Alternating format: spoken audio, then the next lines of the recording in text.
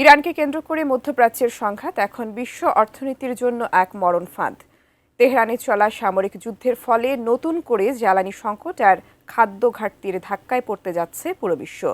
ইউএনডিপির সতর্কবার্তা, কয়েক কোটি মানুষ নতুন করে ডুবতে যাচ্ছে দারিদ্র্যের অতল গহ্বরে। বিস্তারিত জানাচ্ছেন সাদিয়া সিদ্দিকা। মধ্যপ্রাচ্যের অস্থিরতা আর কেবল সীমান্ত সংঘাতের মধ্যে সীমাবদ্ধ নেই, এটি এখন বৈশ্বিক অর্থনীতির জন্য এক ভয়াবহ অশনি সংকেত হয়ে দাঁড়িয়েছে। জাতিসংঘ উন্নয়ন কর্মসূচি ইউএনডিপির সাম্প্রতিক এক প্রতিবেদনে সতর্ক করা হয়েছে, ইরানকে ঘিরে চলমান যুদ্ধের প্রভাবে বিশ্বজুড়ে 3,20,00,000-এর বেশি মানুষ নতুন করে চরম দারিদ্র্যের মুখে পড়তে পারে। ব্রিটিশ সংবাদ মাধ্যম দ্য গার্ডিয়ানের এক প্রতিবেদন বৈশ্বিক স্থিতিশীলতার উপর যুদ্ধের বিধ্বংসী প্রভাব স্পষ্টভাবে তুলে ধরেছে।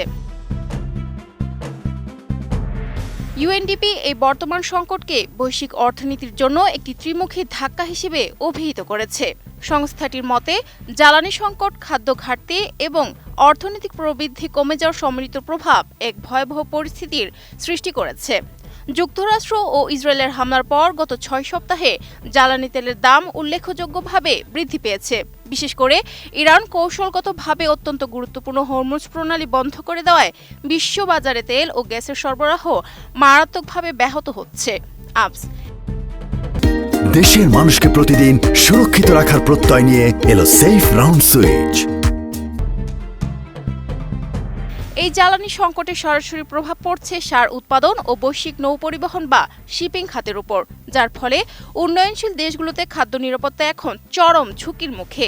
এই ভয়াবহ পরিস্থিতি নিয়ে গভীর উদ্বেগ প্রকাশ করেছেন ইউএনডিপির প্রশাসক ও বেলজিয়ামের সাবেক প্রধানমন্ত্রী আলেকজান্ডার ডি ক্রু। তিনি সতর্ক করে বলেন, এ ধরনের যুদ্ধ উন্নয়নের চাকাকে সম্পূর্ণ উল্টো দিকে ঘুরিয়ে দেয়।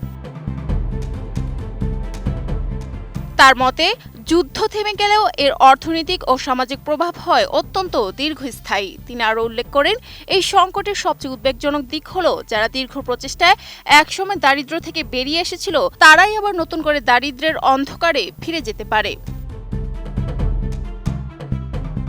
ওই প্রতিবেদনে আরও উল্লেখ করা হয়, এই অর্থনৈতিক ধাক্কার মূল শিকার হচ্ছে উন্নয়নশীল দেশগুলো। উন্নত দেশগুলো নিজেদের সামনে নেওয়ার কিছুটা সক্ষমতা রাখলেও ভঙ্গুর অর্থনীতির দেশগুলোতে মুদ্রাস্ফীতি এবং খাদ্য সংকট বড় ধরনের মানবিক বিপর্যয় তৈরি করতে পারে।